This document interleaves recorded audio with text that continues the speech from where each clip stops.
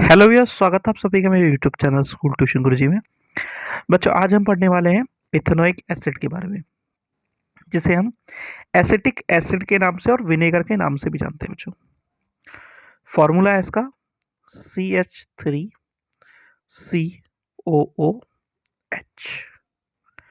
ठीक है बच्चों। अब इसके फ्रीजिंग पॉइंट की बात करें तो 290 केल्विन, बॉइलिंग पॉइंट की बात करें तो 391 केल्विन, और मिक्सेबल इन वाटर। और क्या है बच्चों, ये शोर टेस्ट होता है, यानी कि ये क्या है, शोर टेस्ट होता है इसका। एसिटिक अम्ल का 3 से 4% का जलीय विलयन अगर हम बनाते हैं तो उसे हम क्या कह देते हैं, सिरका कह देते हैं बच्चों, यानी विनेगर जिसे बोलते हैं।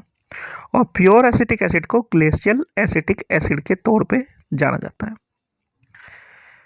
अब बात आती है इसके रिएक्शंस की बच्चों। तो कुछ बेसिक रिएक्शन है, इसमें से एक इसका इंपॉर्टेंट रिएक्शन है।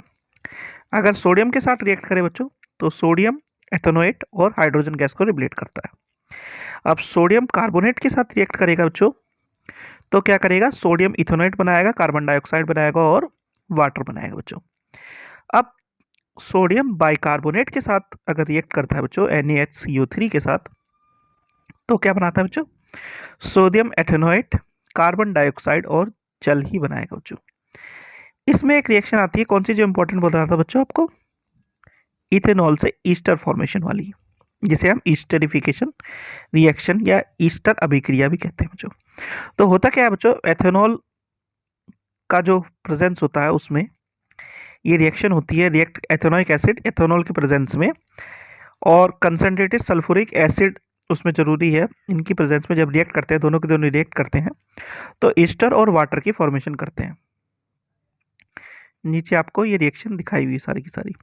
ईस्टरिफिकेशन क्या कहते हैं बच्चों, ईस्टरीकरण अभिक्रिया, यानी कार्बोक्सिलिक अम्ल, जो भी थोड़ी देर पहले मतलब बताइए आपको, कार्बोक्सिलिक एसिड रिएक्ट करता है अल्कोहल के साथ, और उसमें क्या होता है, few drops of sulphuric acid की प्रेजेंस होना जरूरी है। तो ये क्या करता है, sweet smelling compound Easter form करता है, यानी कि मृदु गंध वाले पदार्थ ईस्टर को बनाता है। इसे क्या कहते हैं बच्चों, हम ईस्टरिफिकेशन रिएक्शन कहते हैं। और ये रिएक्शन आपकी इंपॉर्टेंट है, पूछी जाती है बच्चों। फिर आता है हाइड्रोलिसिस रिएक्शन, यानी जलीय अपघटन।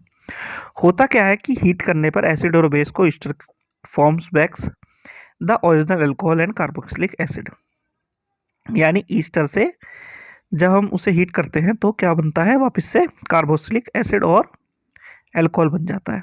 ये इसकी रिएक्शन दिखाई हुई बच्चों आपको। और alkaline hydrolysis of ester is called saponification, यानी इससे क्या बनती है बच्चों, साबुनीकरण प्रक्रिया भी इसी से होती है, यानी एस्टर का क्षारीय जलीय अपघटन करने पर साबुनीकरण कहलाता है बच्चों। ठीक है बच्चों। अब आती है बात सोप्स एंड डिटर्जेंट की। तो सोप और डिटर्जेंट की जब हम बात करते हैं बच्चों, तो सोप क्या है, साबुन एक श्रृंखला है कार्बोक्सिलिक अम्लों के साथ सोडियम और पोटेशियम के सॉल्ट की बच्चों। ठीक है। फिर क्या कहता है बच्चों कि सोप क्या होता है, इफेक्टिव होते हैं सॉफ्ट वाटर में, यानी जो नॉर्मल पानी होता है उसमें, फ्रेश वाटर में एक्टिव होते हैं, और इनएक्टिव होते हैं किसमें, आपके हार्ड वाटर में। फिर बात आती है अपमर्जक या डिटर्जेंट की बच्चों। ये क्या होते हैं, लंबी श्रृंखला वाले, यानी लॉन्ग चेन होते हैं कार्बोक्सिलिक एसिड के, अमोनियम और सल्फेट लवण के, अमोनियम और सल्फेट सॉल्ट के होते हैं ये।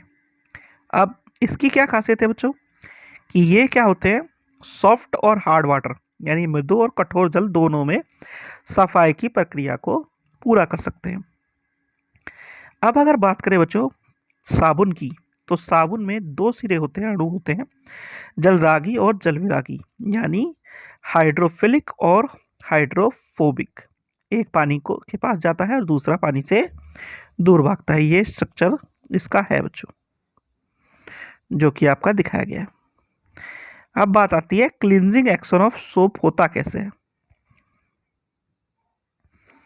तो होता क्या है कि जो डर्टी पार्ट होता है, अधिकांश मैली तेलीय जो चीजें होती हैं, जल विरागी छोर पर जुड़ जाती हैं, यानी हाइड्रोफोबिक एंड पे जुड़ जाती हैं और मिसल्स का फॉर्मेशन करती हैं, जैसे कि दिख रहा है बच्चों।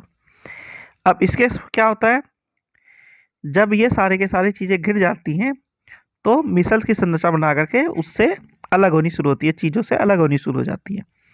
इस प्रक्रिया में क्या होता है कि साबुन के अणु और तेलीय मैल का प्यास बनता है तथा विभिन्न भौतिक पदार्थों जैसे पटकना, डंडे से पीटना, ब्रश के रगड़ना आदि से प्रक्रिया में वस्त्र साफ हो जाते हैं। यानी कि जब चीजें होती हैं तो क्या होता है, सारे के सारे जो डर्ट है वो पूरी पूरी निकल जाती है बच्चों।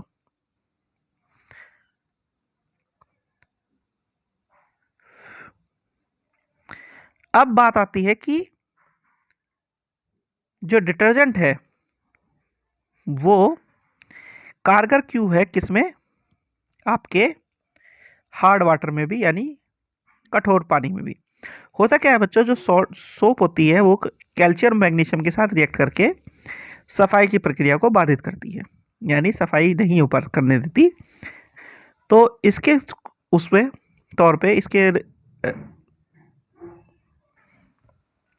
इसके रिप्लेसमेंट के तौर पे डिटर्जेंट का यूज किया जाता है, मर्जर का यूज किया जाता है। तो ये क्या करता है, ये क्लीनिंग एक्शन आसानी से कर देता है, क्योंकि ये क्या करता है, ये उसके साथ जो उपस्थित कैल्शियम मैग्नीशियम के आयनों के साथ अघुलनशील पदार्थ नहीं बनाता, यानी कि इनसोल्युबल प्रोडक्ट स्कम जो है, जो कि सोप बनाता है, वो नहीं बनाता। इसलिए आसानी से सारी चीज़ों को कर देता है बच्चों, यानी क्लीनिंग एक्शन को आसानी से कर देता है।